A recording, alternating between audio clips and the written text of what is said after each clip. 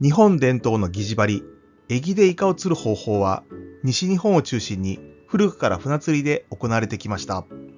しかし今、絶大な人気を誇るルアータックルで岸からキャスティングで狙う重宝。今回はエギング、堤防、磯、エギの選び方と使用タックルの基礎知識と題してお届けいたします。これから数回に分けてこのエギングの魅力と技法について解説していきますので、ぜひチャンネル登録をしていただき、次回もご視聴いただけましたらとても励みになります。それでは早速始めていきましょう。今回の結論は次の通りです。伝統と進化と絶品と DIY。今回の目次です。古くて新しいエギングの魅力。主なターゲット。エギの進化と選び方のヒント。エギのチューニング。使用タックル。エギングの必須アイテム。特典パートとして、強風下でも P ラインとリーダーを比較的簡単に結べそうな方法を紹介いたします。古くて新しいエギングの魅力。近年爆発的な人気となっているエギングとは、日本で古くから伝わる擬餌張りでイカを釣る方法です。このイカ釣り専用の擬餌張りはエギと呼ばれ、もともとは九州や紀州の漁師が考案したものです。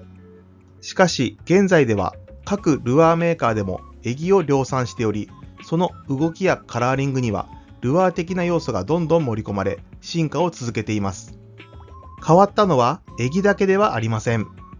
従来は食漁師が船からしゃくり釣りでエギを使うのが一般的でしたが、現在ではルアーフィッシングの要領で陸からキャスティングで狙うのが主流になっています。水中にあるエギをルアーのようにテクニカルにアクションさせてイカたちをおびき寄せます。まさにルアー感覚で楽しめるイカ釣りのスタイルとして生まれ変わりました。さらにエギングを楽しむフィールドも堤防や磯、サーフなど千差万別です。最近では機動力を生かして遊漁船や小型ボート、手漕ぎのカヤックなどで海上からイカを狙うアングラーも増えつつあります。ごくシンプルなタックルや仕掛けで気軽に楽しめるエギングはベテランのみならず初心者の間での人気も急速に高まっています。今回からこの人気のエギングについてエギやタックルの選び方、釣り場へのアプローチ術、実際の釣りのテクニックなどを詳しく紹介していきます。主なターゲット。エギングで釣れるイカの種類はアオリイカ、コウイカ、ケンサキイカ、アカイカ、ヤリイカ、スルメイカ、ヒイカなど数多くいます。さらにマダコやイイダコなどもエギングで釣ることが可能です。この中でも最も人気が高いのはアオリイカです。その食味の美味しさも人気の理由ですが、最大では 3kg を超える大型のファイトが非常にスリリングなことも大きな魅力と言えます。また、コウイカというのは釣り人が使っている俗名で、正しくはスミイカやカミナリイカ、シリアケイカなどに分類されます。奄美地方ではコブシメと呼ばれる巨大なコウイカも生息していて、本州から遠征して楽しむアングラーも少なくはありません。イカ釣りのシーズンは地域差がかなり大きく、イカの種類を問わなければ一年中楽しめるエリアも多いですが、一般的には産卵の時期に重なる春、そして冬に備えて荒食いをする秋が釣りやすくなっています。エギングの主なターゲットについてそれぞれの特徴を解説します。アオリイカ。エギングのメインターゲットで北海道南部より南の全国各地に分布しています。通常のしゃくり釣りのほか、港内などに浮いているイカを視認してのサイトフィッシングも楽しめます。最近は大型をターゲットにした超遠投&超ディープ狙いも人気です。シリアケイカ。まだら模様が特徴的なコウイカの仲間で、北海道より南の各地に分布しています。スミイカ同様にボトムのズル引きが基本的な釣り方となります。また地域によっては胴付き仕掛けに数本のエギを結んで釣る方法も人気です。コウイカ専用の仕掛けも販売されています。スミイカ。コウイカの代表格です。関東より南に分布していて、特に東京湾では乗り合い船もあるほどの人気ターゲットです。釣り方としては、アオリイカと同じしゃくり釣りだけでなく、エギにウェイトを追加して海底をずるずると引いてくる方法も有効です。剣先イカ。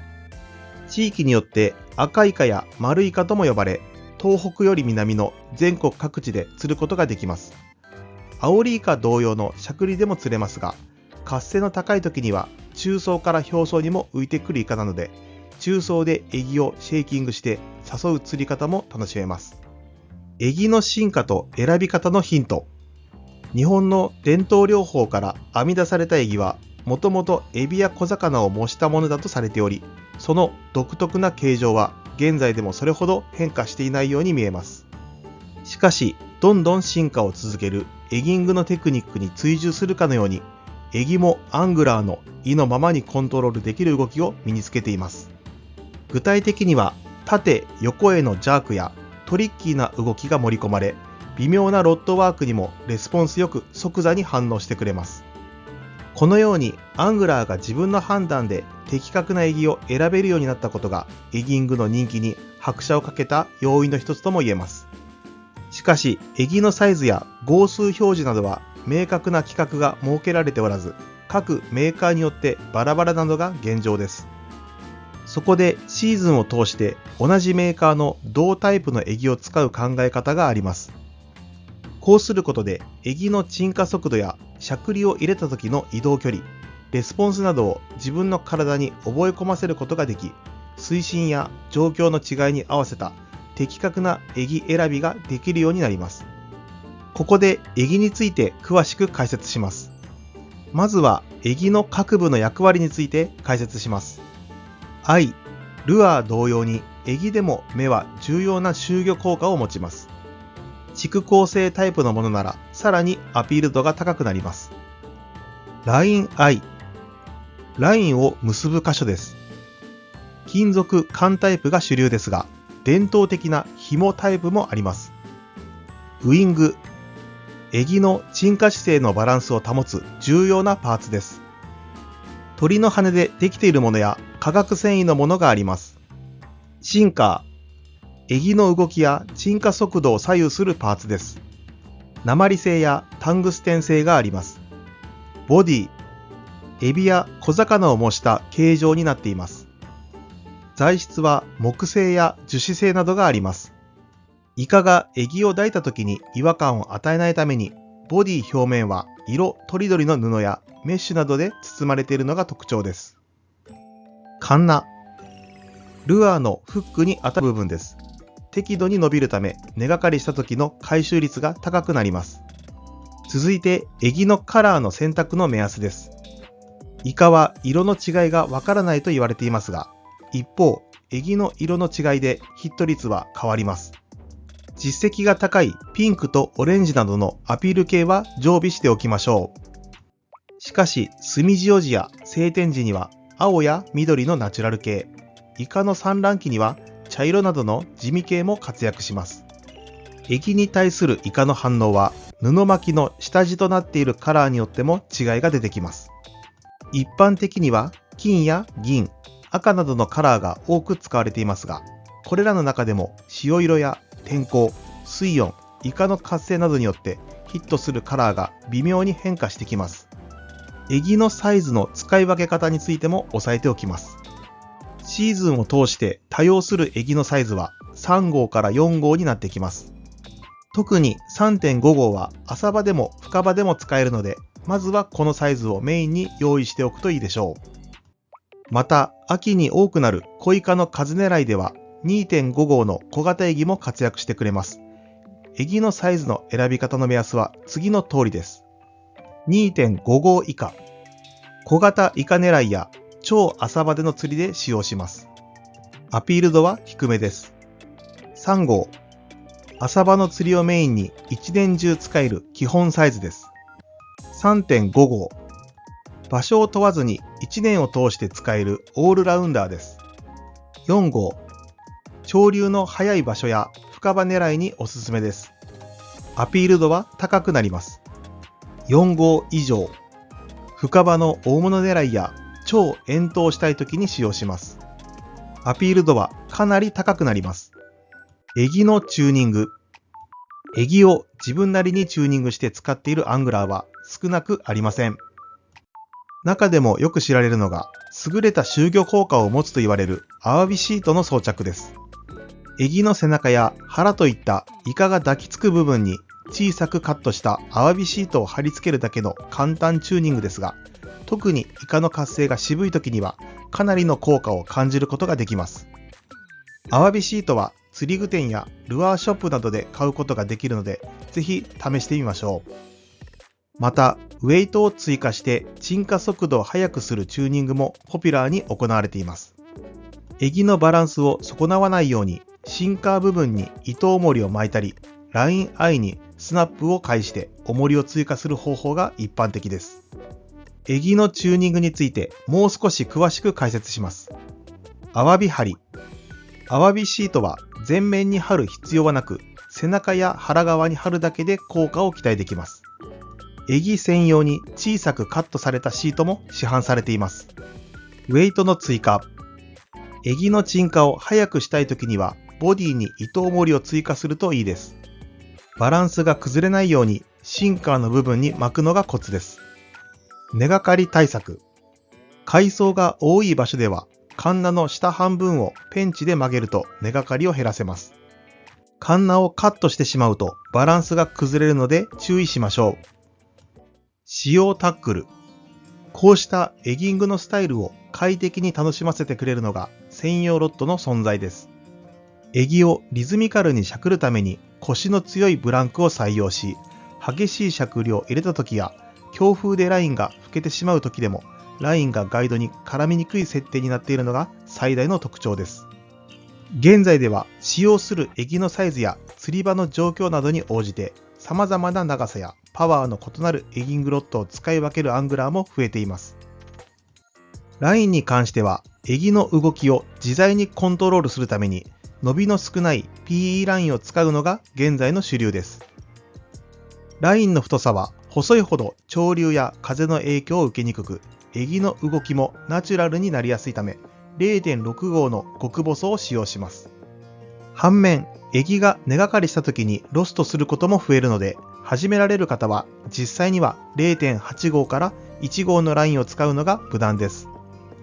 P ラインは根ずれに弱く、エギと直結した時の強度にも不安があるため、通常のルアーフィッシングと同様に先端部にショックリーダーを結束しておきましょう。この場合、PE ラインの結束強度を損なわないために FG ノットが主流ですが、比較的手軽に結べる摩擦系ノットを特典パートで紹介します。エギングに使用するタックルについて詳しく解説します。ロッド&リール。最初に揃えるタックルとしては、平均サイズの 3.5 号のエギを無理なくキャストできる長さ、8フィート前後のミディアムライトからミディアムアクションのロッドと小型スピニングリールの組み合わせが基本となります。一方、重めの4号のエギを多用する場合、あるいはロングキャストで沖のポイントを攻めたい場合は、長さ9フィートクラスのパワフルなロッドも欲しくなるところです。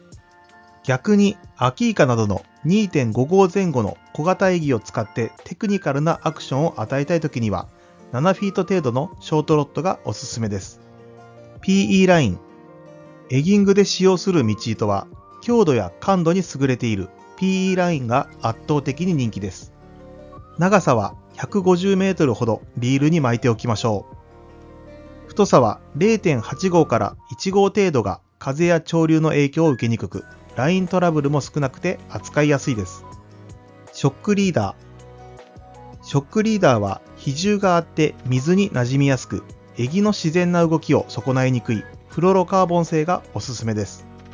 対摩耗性にも優れているので、根ずれに対しても安心です。太さは2号から 2.5 号が目安となります。ギャフ、タモ網。大型イカを取り込むには、ギャフかタモ網が必須となります。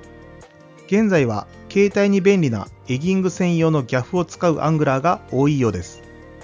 ただし、リリース前提で楽しむなら、イカにダメージを与えにくいタモ網を使用しましょう。エギングの仕掛けの例です。エギングの仕掛けは、リーダー先端にエギを直結するか、スナップを返してセットするだけとシンプルです。エギを海底でズル引きしてコウイカを専門に狙う場合は、スナップ部分に1号から2号程度の軽いナス型重りをセットする方法もあります。エギングの必須アイテム。エギングは軽快な装備で楽しめることも魅力の一つです。しかし、快適に釣りをするためには、必要最小限のアイテムは用意しておきたいところです。必須と言えるのは、安全のためのライフジャケットと水中を観察するための偏光グラスです。エギを収納するためのケース、釣れたイカの取り込み時に使うギャフ、またはタモ網などがあります。足場が滑る場所では、スパイクソール、またはフェルトスパイクの磯靴を着用したいですね。それでは特典パートです。強風下でも PE ラインとリーダーが結べそうな方法を紹介します。結ぶ手順は次の通りです。リーダー先端から 10cm の位置に8の字結びを作り、ループ部分に PE ライン先端を通して 30cm ほど出しておきます。P ラインをリーダーに密に8回巻き、9回目にハーフヒッチで仮止めします。巻きつけた PE ラインを軽く締めて密に詰めます。巻きつけた部分の上から今度はリールの方向に向かって8回巻きつけます。リーダーの本線側から PE ライン先端を8の字のループに通します。巻きつけた部分が8の字結びの中にずれないように締め込みます。さらにリーダー先端と PE ラインを一緒に持ち、リーダー本線と逆方向に強く締めます。メインラインの先端を使ってリーダー先端と PE ラインの本線を束ね、ハーフヒッチで10回ほど編み付けます。リーダーの余りをカットし、さらに PE ラインを保護するために PE ライン本線にもハーフヒッチを5回から10回行って完成です。防波堤、磯、サーフなど様々な場所でエギングを楽しむ釣り人の姿を見たことがあるかと思います。アオリイカは広い範囲に分布し、北海道より南の日本各地で楽しめるターゲットです。エギングはシンプルな道具立てで誰にでもエントリーできるし、一杯目を釣るのはそれほど難しくありません。しかし、その釣りのテクニックは深く、だからこそ非常に人気の釣りなのです。今回はアオリイカの特徴とポイント選びと題してお届けします。では始めていきましょう。今回の結論は次の通りです。春は産卵、夏は孵化、秋は成長、冬は深場。それでは今回の目次です。アオリイカの四季の動きと戦略。アオリイカの寿命は1年。知っておくと役立つアオリイカの基礎知識。エギングのポイントは無数にある。アオリイカが釣れる主なフィールド。堤防、港で狙ってみたい主なポイント。アオリイカが釣れる試合。この7つについて解説します。アオリイカの四季の動きと戦略。アオリイカの寿命は約1年と言われています。4月から6月にかけて産卵された卵から孵化した小イカは、小魚やエビなど様々なものを捕食して成長し、初秋には 100g から 200g ほどのいわゆるコロッケ、とんかつサイズになります。その後も捕食を続け、季節が巡って、また春の産卵を迎える頃には 1kg から 2kg ほどに成長し、産卵を終えると寿命を迎えます。春は大型のアオリイカが狙いやすいシーズンと言えます。ただし、アオリイカは熱帯にも分布する南方型のイカです。そのため、活動の適水温は比較的高めです。水温の低い冬場は低活性で深場にいます。産卵のために春の活動を開始するのは水温15度を超えた状態で安定してからになります。20度前後になれば産卵シーズンの最盛期を迎えます。したがってとりわけ春は水温計で水温をチェックしながら釣るのが効率的です。夏場の高水温には強いですが、さすがに30度を超えるような場所では活性が下がり、深場の涼しいところへ行きます。ただこれはアオリイカ自体が高水温を苦手としているのではなく、捕食対象の小魚類などが放水温を嫌がるためとも推測されます。また、アオリイカは種名として命名されているわけではありませんが、種類がさらに白イカ、赤イカ、クワイカの3つに分けられます。日本で釣れる標準的なアオリイカは白イカです。赤イカは黒潮が洗うような伊豆諸島や南紀などで釣れる種類で、サイズが非常に大きくなるのが特徴です。最大で 8kg またはそれ以上のものも確認されているといいます。逆にクワイカはそれほど大きくならない種類のようで、沖縄などの一部に生息するようです。捕食に関してはアオリイカはかなり攻撃的です。色覚は単色しか見えないとされるものの、視覚そのものは非常に優れていて、また視界もほぼ自分の体の周囲全体が見えているといいます。その優れた目で獲物を見定め、腕を細めた状態で獲物の後ろに回り込んで静かに近づきます。そして2本の触腕を瞬時に伸ばして捕まえ、8本の腕に持ち替えて包み込み、例えば相手が魚の場合だと鋭いくちばしを使って頭を落とした後、悠々と捕食します。イカがエギを抱いてから合わせまでに時間がかかると、エギの背中に噛み跡がつきます。イカがエギにかかった場合は、ロートから水を噴射しながら泳いで逃げるイカ類独特のファイトが堪能できます。噴射方式で推進するため、急な方向転換はできず、泳ぎ方は直線的です。なので、魚類よりもファイト自体は楽なはずです。以上のようなアオリイカの生態のアウトラインを知っておけば、実際にエギングを楽しむ際にも、ポイント選びや攻め方などに役立てることができるので、ぜひとも覚えておきましょう。例えば秋、アオリイカが生まれてすぐの新子の時期は、好奇心旺盛な小イカたちが沖から数杯の群れで勢いよくエギを追ってきます。小型のエギをその目の前に止めると、うまくいけばイカはエギを抱き、何かがうまくいかなければ寸前で見切られます。その攻防に釣り人は熱くなるわけです。また、春に産卵前で大きく成長したイカは、比較的水深のあるところでの釣りになるため、イカの動きを見ながら釣るということはありませんが、それでも回収寸前のエギに 2kg を超えるような大イカがついてくる姿が見えたりすることがあります。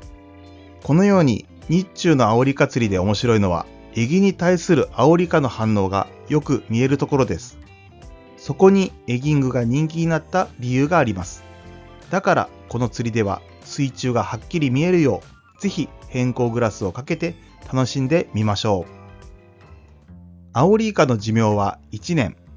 夏に生まれたアオリイカは翌年の春に産卵し、一生を終えます。そのため基本的に夏はオフシーズンになりますが、すべてのイカが同じサイクルで動くわけではありません。産卵の期間は3月から9月の間で個体差があります。したがってほぼ一年中狙えるということになります。大まかな季節ごとの特徴を解説します。春は産卵の時期です。卵はカジメなどの海藻の根元に産みつけられます。夏は寿命が尽きる時期です。また同時に孵化の時期でもあります。そのため春イカは数回産卵し寿命を迎え、卵は約1ヶ月ほどで孵化します。秋は成長の時期です。夏から秋にかけての水温が高いと大きく成長し、数も多くなります。冬は深場に落ちる時期です。暖かい海へと回遊するという説もあります。特に日本海側は回遊説が強く、深場に落ちる傾向にあります。アオリイカのメインとなる春と秋について詳しく解説します。春は大型狙い。越年したアオリイカは冬は水温の安定する深場に落ちたり、暖かい海へと回遊します。そして春、産卵のため大きく成長した個体は浅場に上がります。これを狙うのが春イカの釣りです。1kg オーバーが釣れたら十分大物です。秋は数釣り。生まれた小イカが成長のため荒食いするのが秋シーズンです。食欲が警戒心に勝る時期なので、エギにもイージーにアタックしてきます。エギを追うコイ科の姿が目視しやすい時期で、水温が高ければアオリイカの成長も早くなります。知っておくと役立つアオリイカの基礎知識。オスとメスの見分け方。オスは体表面の模様が横棒状、メスは不明確な丸状になっていることから区別できます。また、秋頃まではサイズの違いは出ませんが、春になって該当長が20cm 以下だとメスが多く、30cm 以上になるとオスが 80% 以上を占めます。視力はとてもいい。脳の認識力は別として、脊椎動物とほぼ同じ構造の発達した大きな目を持ちます。スミシオなら10メートルから20メートル以上遠くにあるエギにも反応してきます。夜も目が利くようですが、照度の高い満月周りの方が捕食は活発です。あらゆるベイトを捕食。基本的には魚類が好物と言われ、野猿釣りの餌としても使われるアジのほか、イワシ、ベラ、ボラ、メジナ、カレイなどを捕食します。また、エビやカニなど何でも貪欲に捕食します。エギングのポイントは無数にある。アオリイカは北海道の一部を除く日本の沿岸、ほぼ全域に生息しています。南の方が魚影が濃く、サイズも大きい傾向はあるものの、一概にそうとは言えず、例えば秋の日本海ではサイズはともかく、1人100杯という釣果もそれほど珍しくはありません。ポイントも堤防、磯、サーフなどどこでも釣れます。ただし、汽水が濃いところは苦手のようで、水量豊かな川が流れ込むベイエリアの奥などでは釣果は下がります。堤防は足場も良く、アクセスが容易だということもあり、アオリイカ釣りの最も代表的なポイントです。特に秋の場合は港のどこにでもいる可能性があります。堤防先端、外向きのブレイク周辺、堤防足元や内向きの三尾筋周り、付け根の浅い磯場など、あらゆる場所を探ってみましょう。春は船道や沖のブレイクなど深場が隣接し、かつ産卵場となる海藻が生えている周辺をじっくり探ります。海藻体は偏光グラスで海を覗くと海底が黒っぽくなっているのが見えるので判別できます。根がかりに気をつけながらその周辺を狙いましょう。磯は足元が滑りやすかったり歩きづらかったりと何かと危険がつきものです。だからこそライバルの数が少なくエギに擦れていないフレッシュなイカが狙える場所になります。しかしスパイクブーツ、グローブ、もちろんライフジャケットなど安全装備を万全にして臨みましょう。磯の攻略で大切なのは潮の流れをしっかり読むことです。払い時を沖へと払い出す流れが当たっている根や海藻体周辺が釣りやすくなります。逆に当て字を手前に寄せる流れはエギが手前に寄せられて操作しづらくなります。そして意外と穴場なのがサーフです。だらだらと長く伸びるサーフではポイントが絞りにくいように思えますが、突堤や払い出しの周りを集中的に攻めると思いのほか確率よく釣れます。アオリイカが釣れる主なフィールド、堤防、港。堤防の先端が人気になりがちですが、付け根や構内でも釣れます。一度釣れた場所は覚えておきましょう。そこはイカが接岸する要因のあるスポットになります。磯。岬の先端付近、根回り、海藻周りを重点的にチェックしましょう。地磯だけではなく、渡船を利用した沖磯でのエギングも超過実績があります。サーフ。遠浅サーフよりも急深サーフの方がエギング向きです。波をかわしながらエギを操作するのには9フィート以上のロングロッドを使うと便利です。堤防、港で狙ってみたい主なポイント。海藻周り。アオリイカの産卵場所はカジメやアマモなどの海藻帯になります。ただ、日中に産卵行動に入れば積極的に捕食しません。朝、夕間詰め、夜の方が釣れやすくなります。堤防周り。港は出入りする船がそこをすらないよう沖に向けて溝が掘られています。それが船道です。駆け上がりや深場などの地形変化を作り出す高ポイントになります。堤防先端は潮通しが良く、1年を通じた一級の釣り座です。船道も隣接するため地形変化があります。先端自体も流れが変化する高ポイントなので手前から投げていきたいですね。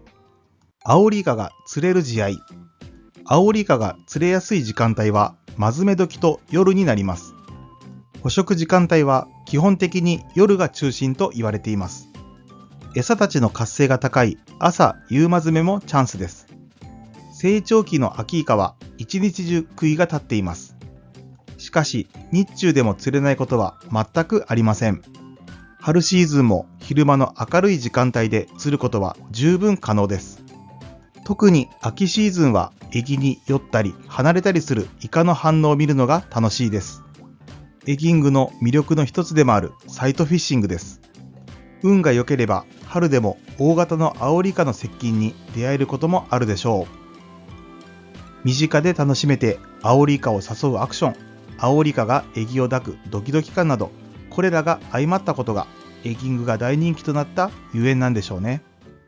どの釣りでも言えることですが、エギングにおいてもキャスティングはかなり重要です。基本ができていないと飛距離が出ない上に狙った方向にキャストすることができません。狙った方向にキャスティングできないようであれば、アオリイカがいそうなポイントを攻めることができません。また、アオリイカがかかったとしても取り込みが成功しないと、せっかくの釣果も水の泡になってしまいます。今回はキャストからキャッチまでの基本的な流れと題して解説していきます。今回の結論は次の通りです。変化を読み、冷静に対応。今回の目次です。キャストから着水まで。エギをキャストするテクニック。エギ着水後のテクニック。しゃくりは鋭く、大きく。しゃくりのテクニック。ポールは食わせの重要な間。ポールで誘うテクニック。糸を注視して当たりを取る。当たりと合わせのテクニック。取り込みはギャフかネットで。それでは始めていきましょう。キャストから着水まで。岸釣りエギングに必要なキャストとしてマスターしておきたいのがオーバーヘッドキャスト、上手投げです。ロッドを上から下に振り下ろす釣りの基本ともいえるこの投げ方を解説します。大きな長所は次の通りです。遠心力とロッドの反発力を効かせれるため飛距離が出しやすい。まっすぐな軌道で触れて道糸を離すタイミングが取りやすいことから正確性が高い。まっすぐ縦に振るのが方向性も出て理想的ですが、人間の体の構造上、それで力を入れて振るのは難しいです。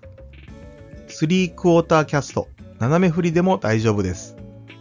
エギングのキャストにおけるコツは、思い切り全力で投げた時の7割くらいの力の入れ具合で投げた時がフルキャストだと考えることです。全力で投げた時はもちろん飛距離は出ますが、その代わり全身に力が入っているので、キャスト精度が安定せず、思ったところに飛びづらくなります。何より疲れて集中力が低下します。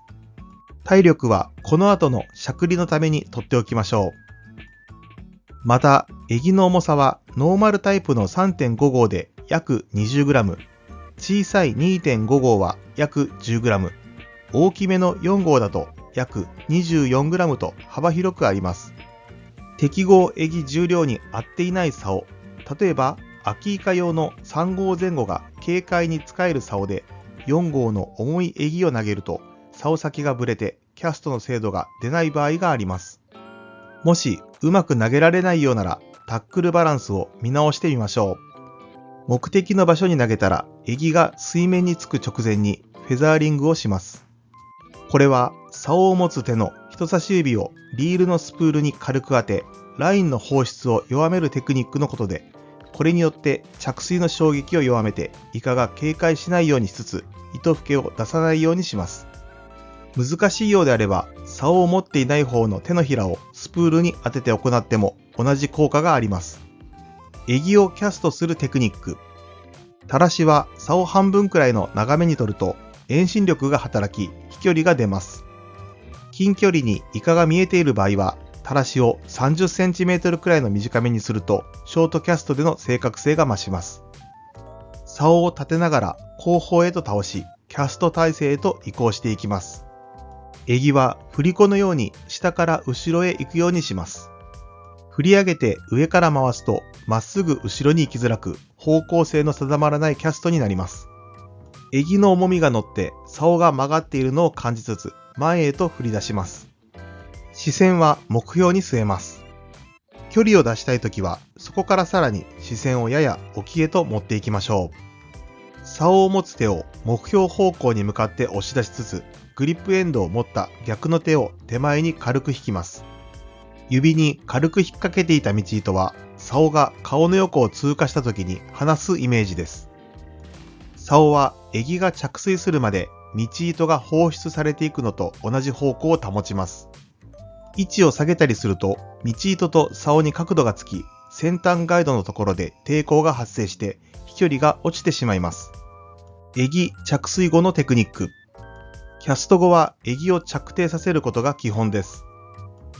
ラインを張らず緩めずの状態で送り出し、その動きが止まってラインが緩んだら、エギが着底したサインです。ただし、潮流が速い時や風、波のある時には着底が分かりにくいことも多いです。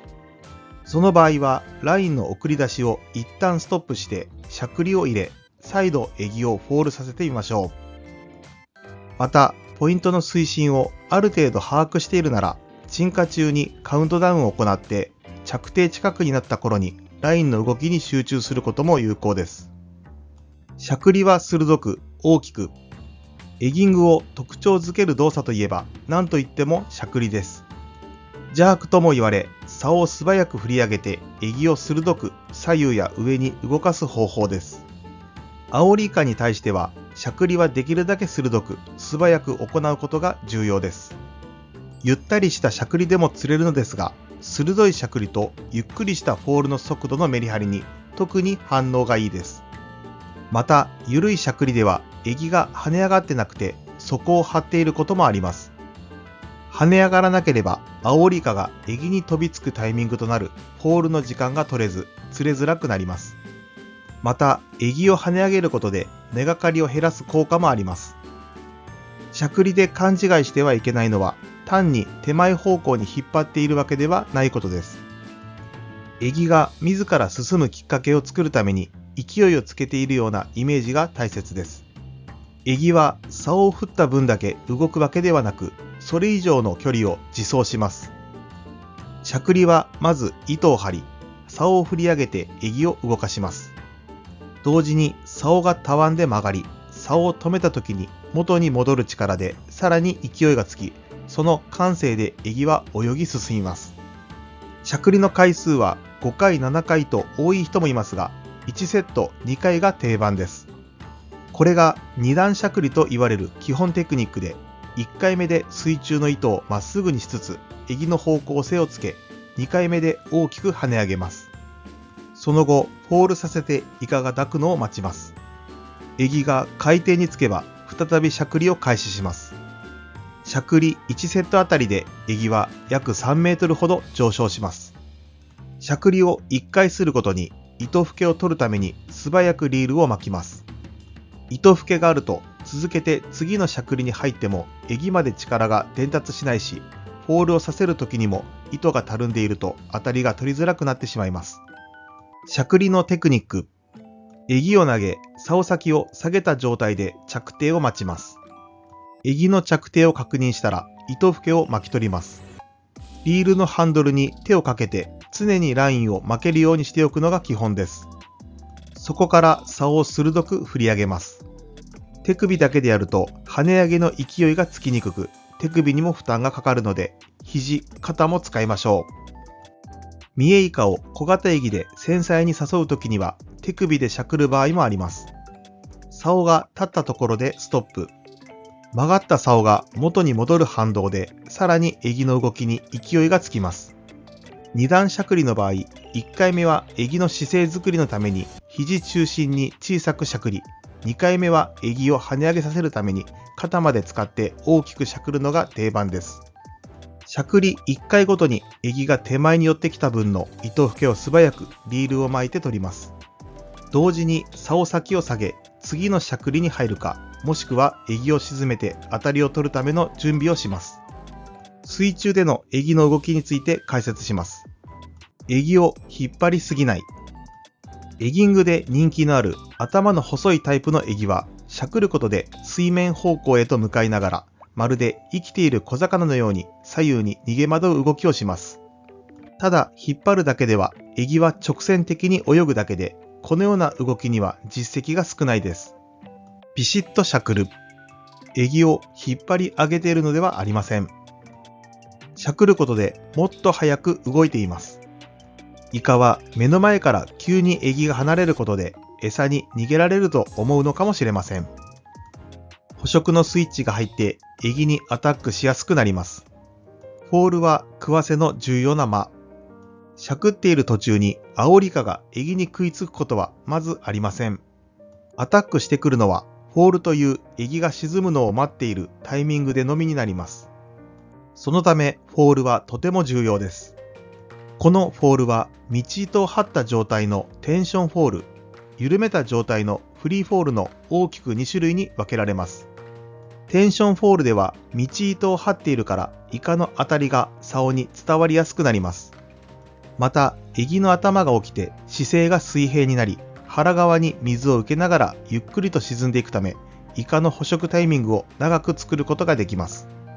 そのため、しゃくり終わった後など、フォールで当たりを待つ場合には、このテンションフォールを使うのをお勧めします。しゃくりの後、糸ふけを取ってテンションフォールに入る寸前には、ほんの少しエギを引っ張ります。すると、エギが釣り人の方を向き、綺麗な姿勢でフォールしてくれます。テンションフォールはカーブフォールとも言われ、道糸を張っているためにエギが手前方向へと水中をカーブしながら寄ってきます。イカを誘う場合はゆっくり長くフォールさせられるのがいいですが、キャストした後にはせっかく投げたのに底取りをしている間にエギが手前に寄るので、結局広くポイントを探れないことになります。そのためキャストし終わり、底につくまでは特に深い場所ではフリーフォールがいい場合があります。フリーフォールではエギは真下近くを向き、一直線に底をめがけて落ちていきます。すると潮にも流されにくいし、遠くまで探れます。ただし道糸は緩んでいるので当たりは取りにくくなります。フリーフォールの場合、ある程度の糸ふけを出さなければならないですが、それは投げた後、投げっぱなしでいいというのとは全く違います。投げて一度、ある程度までは糸ふけを取り、水面に緩やかな糸のたるみを作ります。再びリールのベルを起こし、ラインの放出を指で止めながらエギを沈ませます。それにつれて糸のたるみがまっすぐになっていくので、その都度リールから糸を出してたるみを作ります。たるみが引っ張られなくなったら着底です。フォールではそこを確実に取ることが大切です。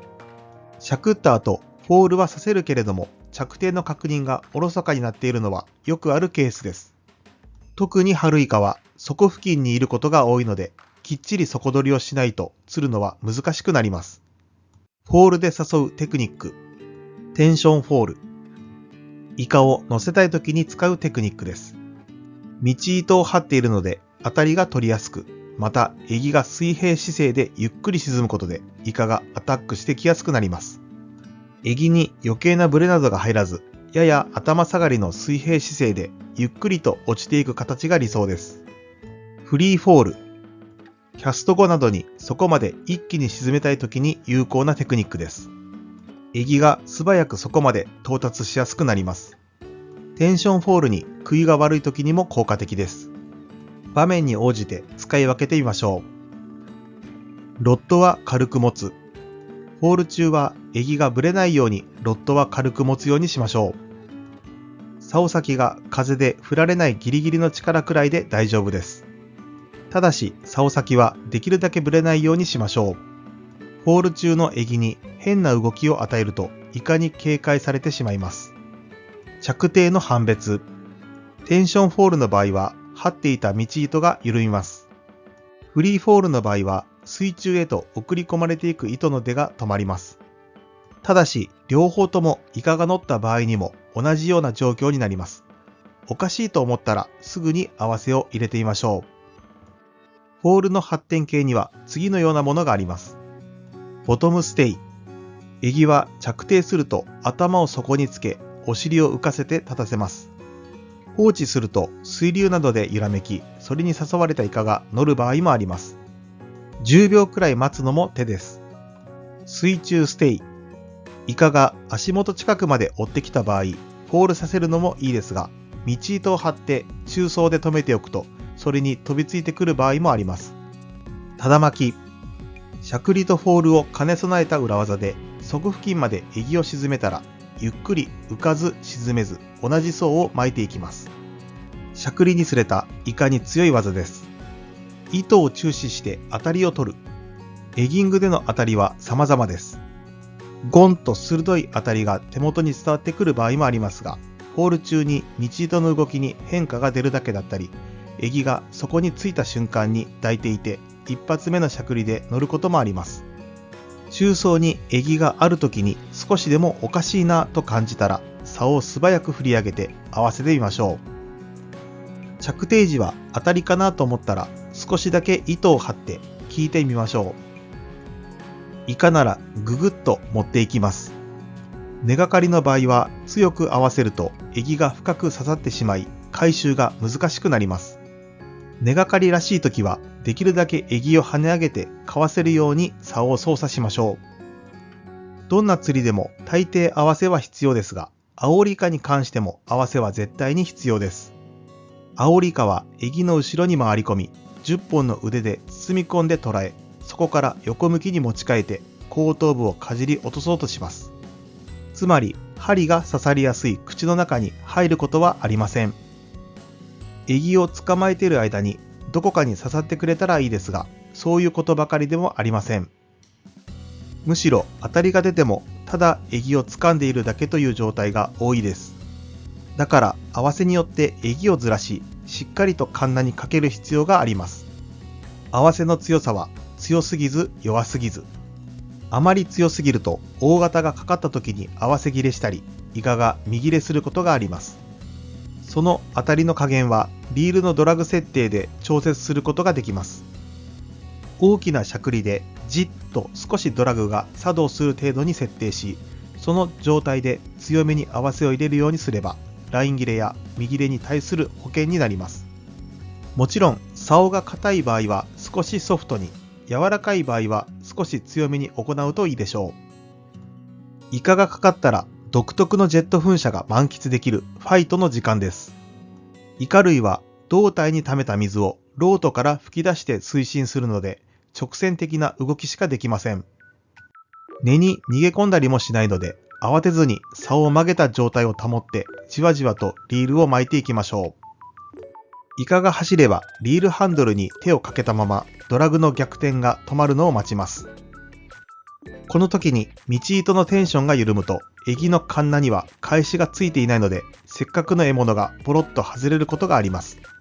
したがってテンションが抜けるリスクがあるポンピングで寄せてくる方法は推奨できません。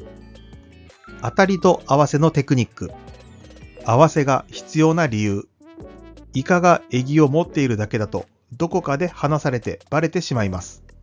がっちり持たれたら合わせてもエギは刺さらないので、当たりを察知して合わせる必要があります。しゃくりが合わせにもなる。エギが着底し、しゃくり始めたらすでにイカが乗っていることも少なくありません。慌てずにロッドを振り上げ続け、がっちりフッキングさせましょう。ラインに出る当たり。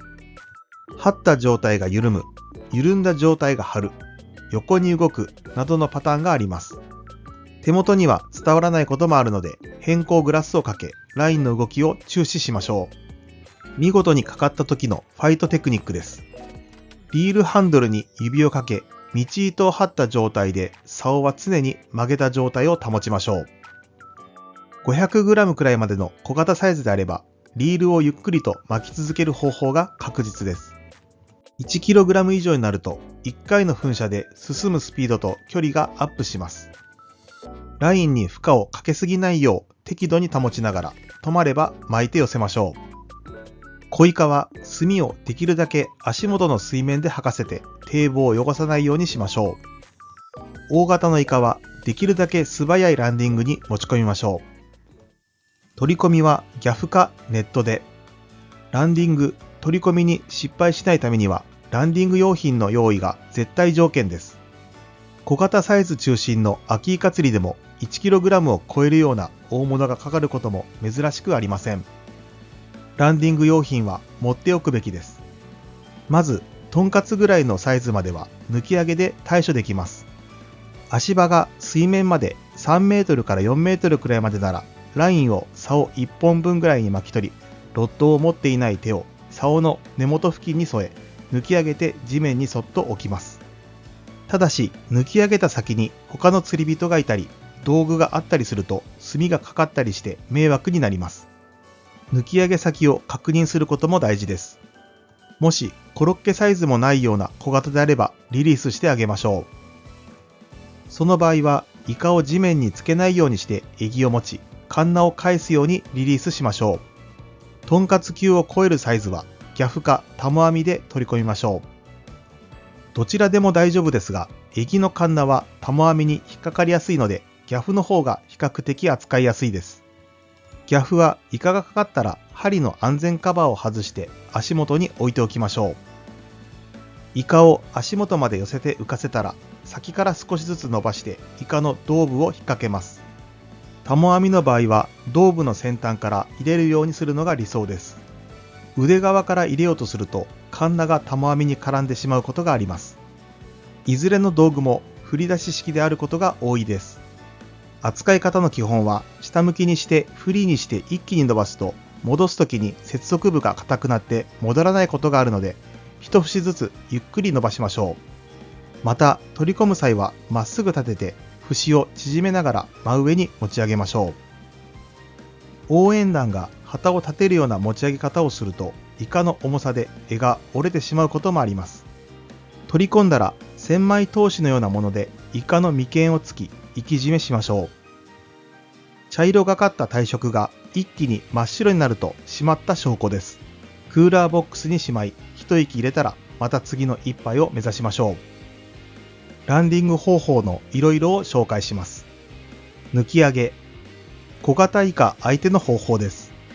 竿を持っていない手を竿の中間から先端寄りに添えると、イカの重さを竿全体で支えられず折れてしまうこともあります。タモ網。タモ網で取り込む場合は、イカが逃げる方向、つまり胴の方からすくうのが理想です。ただし、枠径 60cm 以上の大型のタモ網を使えば、それほど神経質にならなくても大丈夫です。ずり上げ。サーフで釣る場合は、ずり上げでの取り込みで OK です。ただし、上げたらすぐにイカを陸に運ばないと波でさらわれるので注意しましょう。ギャフ。イカ相手にはギャフが最も取り込みやすい道具です。胴の中央あたりを狙ってかけるといいです。柄の長さは5メートル前後のものがいろいろな場所で使いやすいです。ハンド。足場が低いところではイカを手前まで寄せ、エギかイカを直接掴んで持ち上げます。ウェーディングで釣る場合にも有効な方法です。生き締めの方法。眉間のやや上、胴との境目あたりの硬い部分がイカの急所です。そこに鋭い針を突き刺して締めます。専用のイカ締め器具もあるので使うと便利です。絶命するとイカは瞬時に白くなります。全身が真っ白になるまで針を刺す方向を少し変えたりしながら何度か刺します。これで生き締めの完了です。そのまま放置せず氷を入れたクーラーに入れましょう。氷の上に直接置くと身が焼け、炭などが流れ出してクーラーも汚れるので収納袋にしまうといいです。足場のいい堤防で手軽に簡単に釣れるアオリイカとはいえ、時と場合によっては非常に手強い相手に表変します。しかし、そこがまたたまらなく面白いところです。今回はアオリイカ春と秋シーズンの具体的な攻略法道具編と題して解説します。今回の結論は次の通りです。春と秋では道具も異なる。今回の目次です。エギングは春と秋で釣り方は大きく変わる。機動性重視のスタイル。エギ選びは 3.5 号を基準に、エギのバリエーションと使い分けの考え方。エギサイズで竿を使い分ける。カンナはまめに直す。スリムな大板型が人気。エギのタイプ別の使い分け。エギの動きに影響を与える要素。それでは始めていきましょう。エギングは春と秋で釣り方は大きく変わる。疑似針を使った釣りの中ではトップクラスの人気を誇るアオリイカのエギング。近年までのブームによる釣り場の賑わいは落ち着いたものの、シーズンともなれば有名ポイントには入れ替わり立ち替わり釣り人が訪れます。釣って楽しい、食べて美味しいとなればそれも当然のことでしょう。そんなアオリイカの寿命は1年と言われています。夏に孵化したイカは秋から冬にかけて成長し、春に産卵して一生を終えるというのが通説です。ちなみにアオリイカの産卵シーンはスキューバーダイビング愛好者にも大人気で、シーズン中は毎日のように産卵床の周りでダイバーが観察を楽しむために列をなします。しかし毎日のように潜っているあるダイビングインストラクターの話によると、産卵し力尽きて死んだアオリイカの姿はほとんど見たことがないと言います。そのため本当に寿命が1年なのかどうか確信は持てないらしいです。ともあれ、通説に従うと1年という寿命のサイクルの中に様々なステージがあり、成長しきった姿は最大 4kg から 5kg になるのですから、時期によって釣り方や道具立てが変わるのは必然です。岸釣りエギングのシーズンは大きく2つに分けられます。3月から7月頃の成長しきった大型を狙う春シーズンの釣り、そして9月から11月の成長期のアグレッシブな小型の数釣りが楽しめる秋シーズンになります。今回は前回の動画で解説した基本テクニックをベースとしながら各シーズンごとに合わせた応用を紹介します。機動性重視のスタイル。荷物はウエストバッグにまとめ、秋ならあとはロッド1本だけで十分です。春はこれに取り込み用具が加わる程度です。足元はしっかり滑りにくい底のブーツを履いておきましょう。エギ選びは 3.5 号を基準に、各メーカーのエギのラインナップの中心は 3.5 号ノーマルタイプになります。3.5 寸とも表記されるサイズで、長さは約 10.5cm、重量は約 20g で、水深 1m あたり約3秒かけて沈んでいきます。この仕様はどのメーカーでも多少の差こそあれ、ほぼ変わることはありません。アオリイカのエギングにおいては、この 3.5 号ノーマルタイプさえあれば事足りると言っても過言ではありません。実際に周年 3.5 号サイズ、しかも同一種のエギしか使わないというベテランもいるほどです。同じエギを使い続けることによって、わずかな潮の流れの変化やイカの当たりを察知する感覚を養うことができるというと言います。これも一つの熟達の方法です。とはいえ、春と秋とではイカのサイズや狙うポイントが変わってきます。当然、状況に合わせてエギのサイズはもちろん、沈下速度やカラーなども使い分けるというのもスタンダードな戦略です。アオリイカのサイズが大きく、ポイントが深い春シーズンは、基本はノーマルタイプの 3.5 号に置き、そこから大きいサイズへとローテーションしていくのがセオリーになります。より深い場所できっちり底を取るためには、3.5 号のディープタイプや4号を使うのが効果的です。カラー選びについては、とりわけ下地のテープの色を重視してみましょう。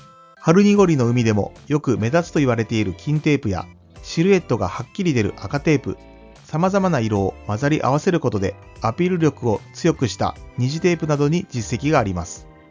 また、アピールの強い夜光ボディも効果的です。一方、秋シーズンは夏に生まれたアオリイカが育つ時期です。200g から 300g の小型が多いので、3.5 号に乗り切らない場合は、3号、2.5 号と順次小さいエギへと変えていくといいでしょう。また、秋のイカは成長のために活発に餌を捕食しようと浅場に出てくることが多くなります。こういう場面に出会えたなら、イカの反応を目で見ながら、それに合わせてエギを操作して釣るサイトフィッシングで狙ってみましょう。この釣り方では、エギの背中がオレンジ、ピンクなど視認性の高いカラーに塗られているものが使いやすくなります。明るい色に反応が悪くなった時には、茶系の渋い色やイワシやアジを模したナチュラルな色の出番です。エギのバリエーションと使い分けの考え方。春に適したエギ。狙うポイントの底が取れる重さが絶対条件です。サイズは 3.5 号を中心にそれ以上の重さも用意しましょう。ディープタイプの出番も多くなります。カラーは下地はピンクやオレンジカラーが人気ですが、同じ色の表地でも下地は金、赤、虹などバリエーションを変えて持っておくことをお勧めします。秋に適したエギ。小型が多いこの季節、3号や 2.5 号の用意は欠かせません。カラーは表地の背中がピンクやオレンジ、蛍光グリーンなど視認性の高いものを中心に、それらに反応が悪い時のためにも地味系も持っておきましょう。小型エギは春の神経質なイカ狙いに効果的なこともあります。カラー、収納。収納は専用ケースがベストです。カラーやサイズが一覧でき、エギ同士も絡まりづらくなります。使い分けやロストも考え、ケース1枚分くらいの数は用意してみましょう。ディープ、サイズはそのままに重量をアップしたのがディープタイプです。メーカーによって異なりますが、例えば目の色やシンカーの刻印でノーマルタイプと区別できます。ケイムラ、蛍光紫の略称で紫外線に反応して青白く光るボディカラーです。古くからイカ釣りのプラズノなどに使われて実績を上げていました。エギサイズで竿を使い分ける。エギの重さは 2.5 号で約 10g、4号で約 25g と大きく違うので、竿は春は硬めのもの、秋はしなやかで柔らかめのものと調子を使い分けるとより快適です。長さは8フィートから8フィート半くらいが使いやすくなります。カンナはまめに直す。根がかりから回収したエギはカンナが曲がっていることが多いので、こまめにチェックし、曲がっていれば直しましょう。貼り直しのジグがついたイカジメグを使えば簡単です。スリムな大分型が人気。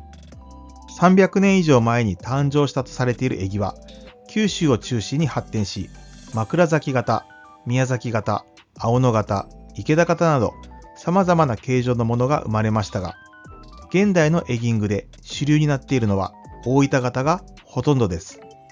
大手エギブランドのヨウズリや山下のエギも大分型をベースに設計しています。この形状は上から見た時の頭部のシルエットが細いのが特徴です。細い頭部が水を切ることでしゃくり心地が軽く、ロッドワークへの反応も良くなり、左右のダートも大きく出るのが長所です。エギ独特の針はカンナと呼ばれ、針1本の付き方からレの字型、コの字型などのタイプに分けられます。素材はレの字型はある程度伸びて根がかり時も回収がしやすく、針の修復もしやすいステンレス製です。コの字型は針先が鋭く、刺さりがいいカーボン製であることが多いです。また、全周にカンナがついているものを全傘、上半分だけついているものを半傘と呼び、最近は全傘が主流になっています。半傘は海藻周りで使うと根がかりを軽減できるという効果がありますが、やはりアオリイカにかかる可能性を少しでも増やしたいのか、全傘を支持する釣り人が多いようです。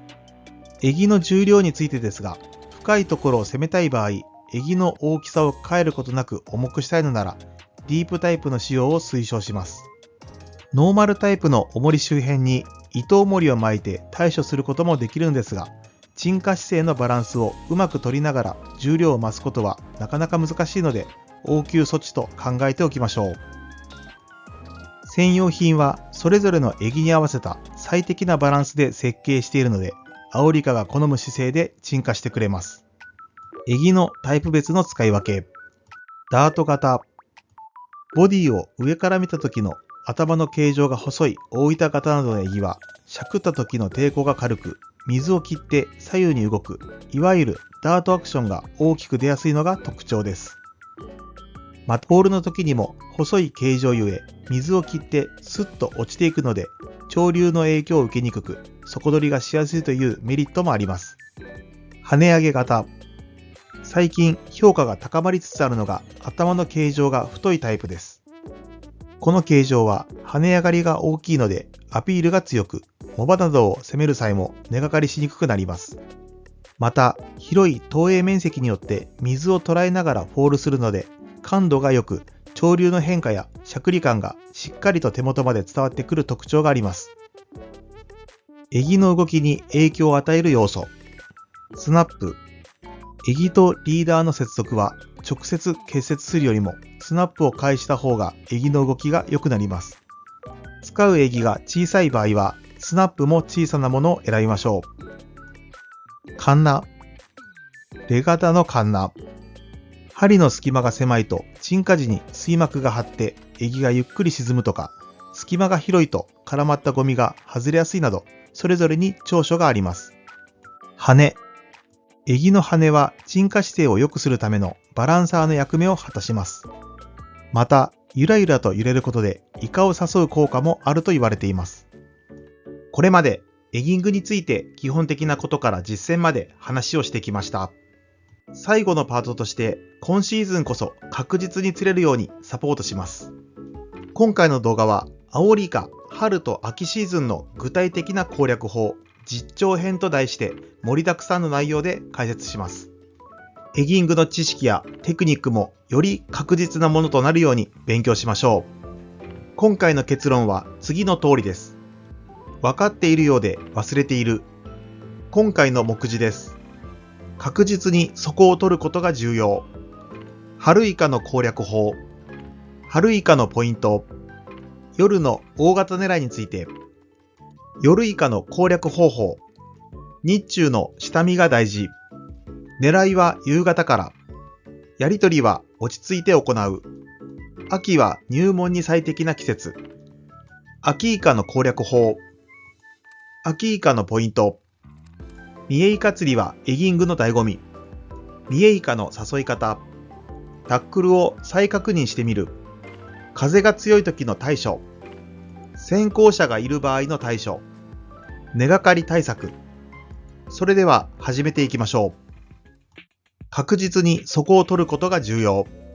春は産卵を控えた大イカが釣れるシーズンです。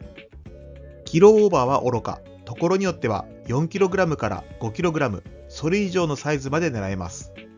そんな春イカのシーズンは2月頃からスタートします。とは言っても、これは黒潮の影響が強い紀伊半島先端や南西諸島でのことになります。要は水温が大事で、目安は16度を超えてくると釣果も安定するとされています。深場にいたアオリイカが産卵行動のために岸寄りの浅場に上がってくるためです。地域によりますが、浅場というのは水深15メートルくらいまでのことを言います。時期によっては60メートルより深いところにもいるようなアオリイカにとっては十分浅場になります。例えば紀伊半島なら季節が移り変わって水温が上昇するのに合わせて2月に南紀で釣れ始め、そこから6月の紀北まで釣れるポイントも北上するのが例年の傾向です。関東の場合、16度を超えるのは4月頃になります。イカが浅場へと上がり、安定して釣果が出るのはゴールデンウィーク前後からで、産卵行動自体は17度から18度になる6月頃にピークを迎えます。産卵行動は遅い地域では7月頃まで続き終了します。よって春イカは狙い方も産卵絡みのものになります。狙いのポイントは産卵場所である浅場の海藻や根の周りになります。深場が隣接しているとなお良いです。また春イカは底付近にいてあまり上の層まで餌を追わない傾向があるので、エギはフォールさせるごとにきっちり着底させるのがセオリーです。イカが底付近にいるならズル引きという手段も考えられそうですが、これはそれほどよくありません。もちろん釣れなくはないのですが、根がかりが頻発することと、エギが繁茂する海藻に隠れてイカに発見されにくいという欠点があります。しっかりしゃくって藻の頭よりも高くエギを跳ね上げることでイカにアピールすることが大事です。春イカの攻略法。春はとにかく底を狙うのがセオリーです。秋のようにイカが浮いているシチュエーションはよほど小魚が浅場に入っているような時を除いてあまり遭遇することはありません。しゃくりは強く高くが理想的です。エギをしゃくったら着底、しゃくったら着底と一回一回丁寧に繰り返しましょう。足元まで気を抜かずに誘い続けることも大事です。ポール後は必ずエギを着底させることが大切です。しっかり高くエギを跳ね上げましょう。着底させずに次のしゃくりを行うのはよくありません。時には海底でエギをステイさせるのも効果的です。ユウマズメに実績。水温16度以上が春イカ接岸の条件とされています。シーズン初期は太陽によって最も海が温まる時間帯、つまりユウマズメに釣れる確率が上がります。海藻は除去する。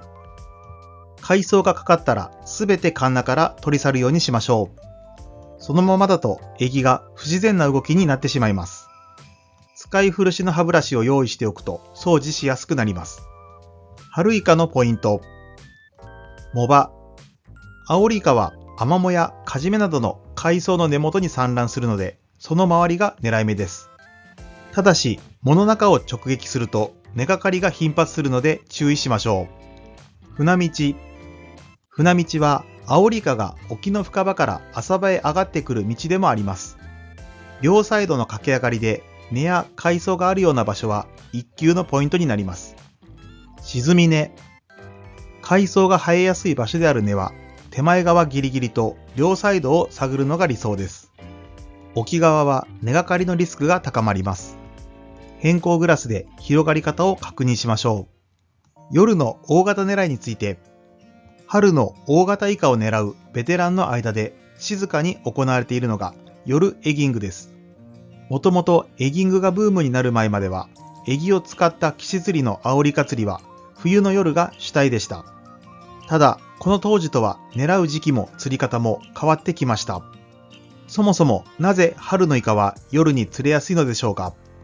春のイカは水温約16度以上を目安に産卵のために接岸してきます。この時期は日中には主に産卵行動を行うため、エギに反応してくれることがあっても、それは外敵を排除するという意味合いが強くなります。実際、触腕でエギを弾き飛ばすような反応をし、その際にかかるようなケースが多いようです。しかし夜になると接地意識が高まり、エギを獲物としてしっかり認識し、捕まえて食べようとすると言います。つまり活性は夜の方が高いということです。釣り方は日中とそれほど変わりません。しっかりそこまでエギを届かせることも同じく大切になります。夜の釣りは道糸が見えにくいという難しさがありますが、産卵のためにアオリイカが活発に行動するのは満月回りです。月明かりで海面に浮く道糸が見えるはずなので、それを手がかりにエギの着底を判別しましょう。夜だからといって着底確認をおろそかにするとヒット率は格段に下がってしまいます。夜の釣りではそこにエギをしばらく留め置くステイというテクニックも非常に効果的になります。エギをしゃくって着底した後に5秒ほどエギを動かさずに置いておく方法です。1分くらい放置する人もいると言います。そこにつく前にしゃくりを開始するくらいならステイを入れるつもりで確実にそこについたことを確認した後、しゃくりを始める方がいいでしょう。なお、夜の釣りでは磯はもちろん堤防でも危険が伴います。ライトと安全装備は万全にして大型アオリに臨みましょう。夜イカの攻略方法。大型狙いなら夜。春の大イカは小魚やエビが活発に動き出す夕間詰め以降に接地します。最も活性の上がる試合は潮止まり直前や潮が動き出すタイミングでやってきます。その場合、小魚の引き波など何らかの兆候が確認できることが多いです。実績のある場所を。実績のある場所には地形が大きく変わらない限り毎年イカが入ってきます。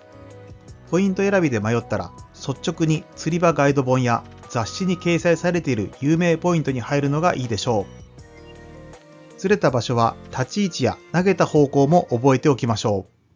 日中の下見が大事。夜は初めての場所に入っても足場の状態や水深、根の場所、潮の流れ方などがわからないし、何より危険です。昼間に必ず下見をしておきましょう。小魚の姿が確認できればチャンスはさらに広がります。狙いは夕方から。シーズン初期は水温が十分温まる夕間詰めから夜にかけてがいいです。季節が進んで水温が上昇してくれば朝間詰めにかけても狙い目になります。月が出ている方が釣りがしやすく、イカの活性も高くなります。やり取りは落ち着いて行う。大型イカはストロークの長い引きをしますが、動きは直線的です。根に巻かれる心配はないので、糸の張りを緩めずファイトすれば大丈夫です。2kg を超えるサイズでもリーダーは 2.5 号もあれば十分取れます。秋は入門に最適な季節。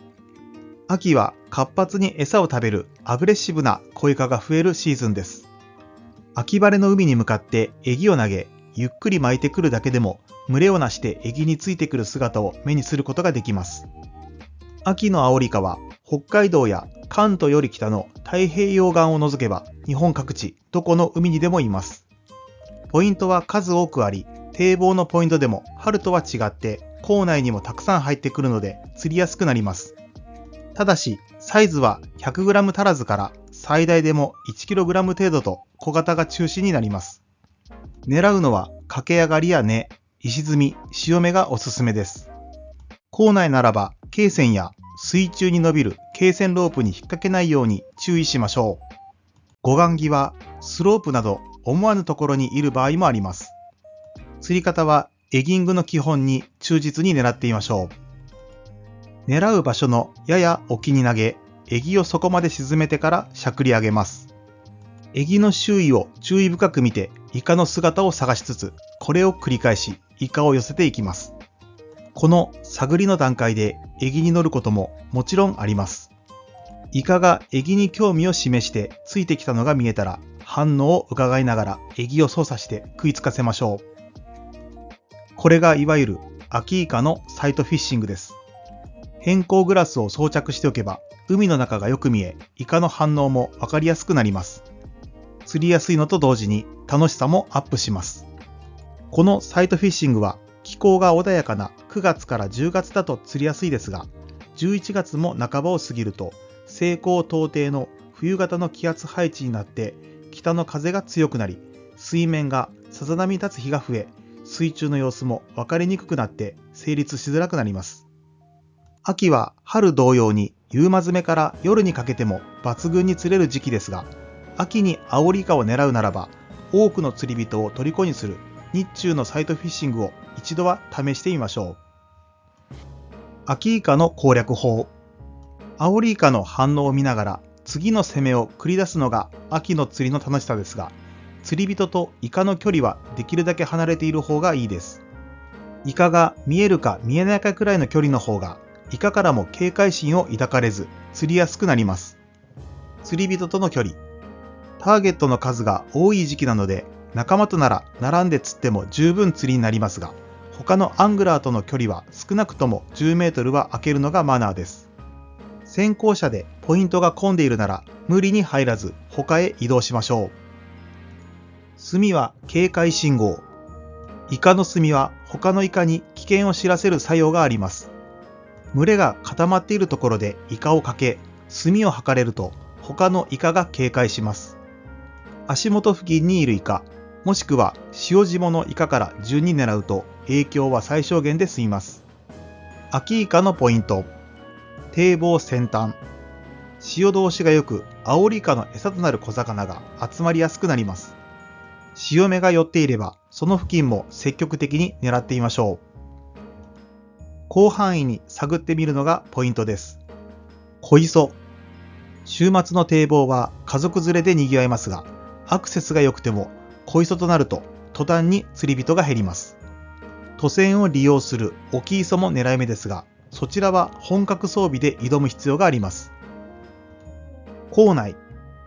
波穏やかな港内にも秋はイカが入ってきます。一通り探ったら一箇所で粘らず乱眼するのが釣果を伸ばすコツになります。胴体がコロッケの大きさに満たないような小型は資源保護のためにも逃がしてあげましょう。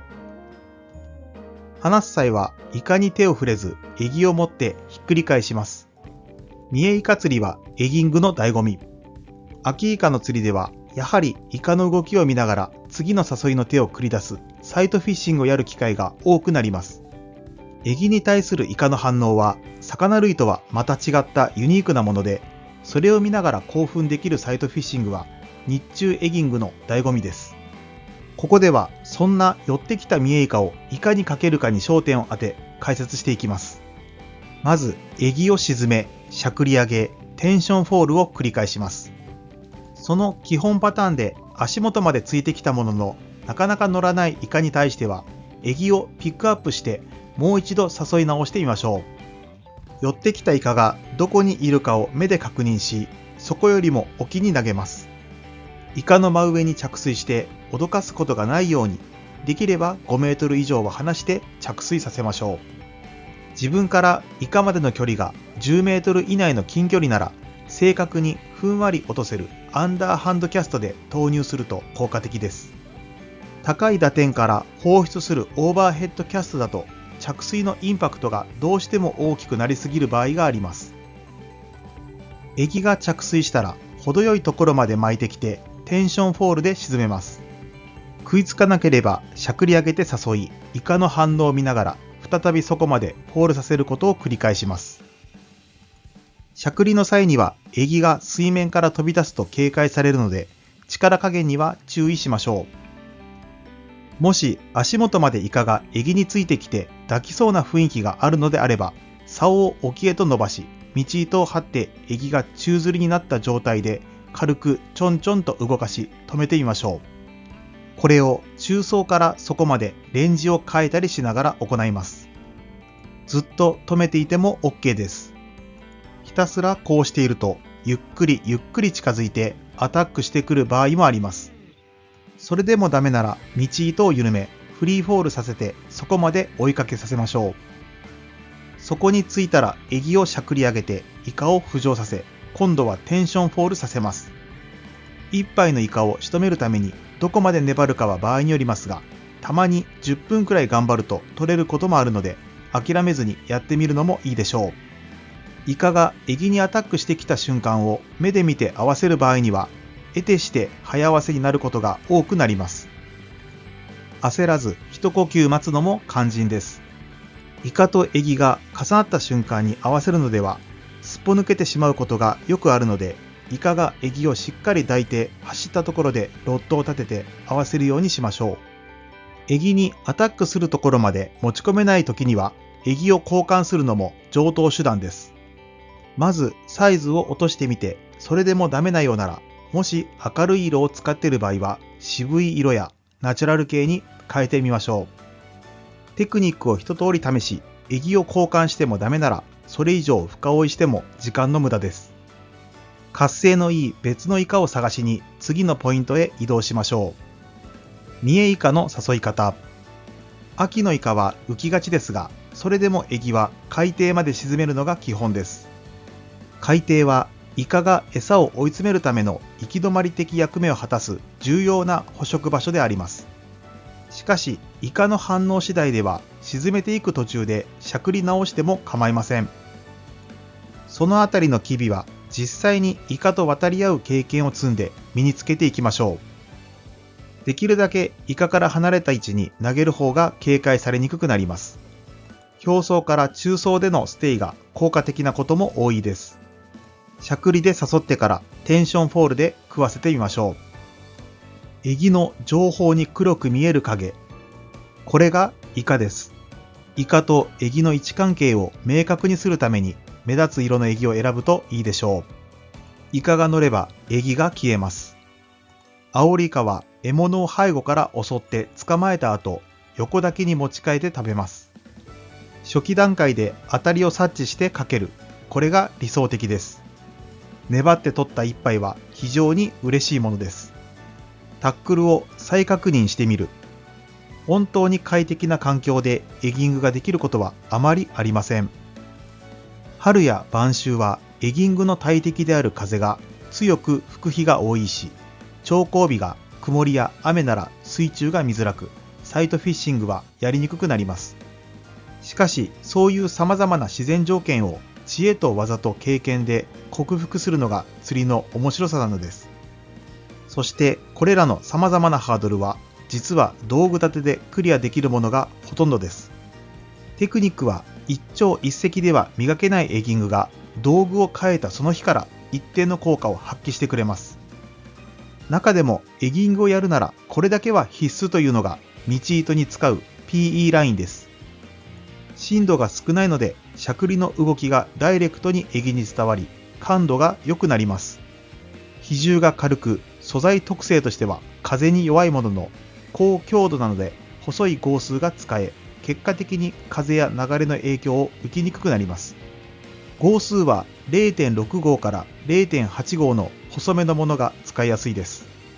根がかりした時に切れやすいのではと思われるかもしれませんが、確かに根がかりして引っ張る時には太い糸の方が回収率は高いですが、細い糸は潮や風に影響されづらく、そもそも根がかり前に察知しやすくなります。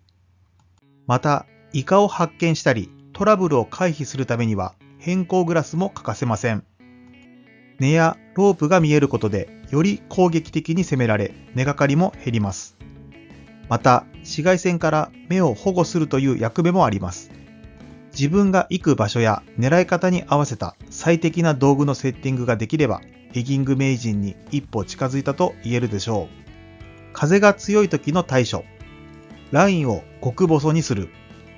道糸は PE がエギングでは常識です。できるだけ細いものの方が風や潮の影響を受けにくくなります。強度を考え合わせ、太さは 0.6 号から 0.8 号が使いやすいです。ラインを水につける。PE は比重が軽い糸なので投げっぱなしだと空中でふわふわと浮き、風に流されます。投げたらフェザーリングで糸吹けを取り、すぐ水面へと落としましょう。エギを重くする。横風で流されるような場合、エギのサイズを変えたくないときなら、ディープタイプに交換しましょう。重さが増すと踏ん張りが効き、流されづらくなります。先行者がいる場合の対処。墨跡。他のポイントを探して移動する際は、堤防に残る新しい墨跡を探しましょう。とはいえ、墨跡を残すのは褒められた行為ではありません。洗い流すのがマナーです。エギの色。先行者と違うエギのカラーからスタートしてみましょう。大抵の人は派手な色から始めるので、いかにフレッシュな刺激を与えるため、あえて地味な色を選んでみましょう。置き磯。最近人気なのが置き磯です。船宿が一つの磯に乗せる人数を考慮してくれるので、混雑せず快適に楽しめます。釣れないようなら磯替えもしてくれます。根がかり対策。イカとの当たりの見分け方。ラインの先に重さを感じたときは、まず竿先をゆっくりと動かして引いてみましょう。イカならぐっと持っていくので、すかさず合わせを入れましょう。エギをぐらつかせて外す。岩だと隙間にがっちりと挟まってしまいます。道糸をテンションかけすぎずに張り、竿先をポンポンと弾くような感じでエギをぐらつかせて外してやりましょう。じわじわと引っ張って外す。竿と糸を一直線にし、リールのスプールを押さえてじわじわと後ずさりして引きましょう。回想ならば避けたり、カンナが伸びて回収できることも多いです。今回の授業は以上となります。最後までご視聴ありがとうございました。今回をもちましてエギングシリーズは完結となります。高評価やチャンネル登録をしていただけるととても励みになります。この動画が最高の一杯に出会えるきっかけになれば嬉しいです。また次の動画でお会いしましょう。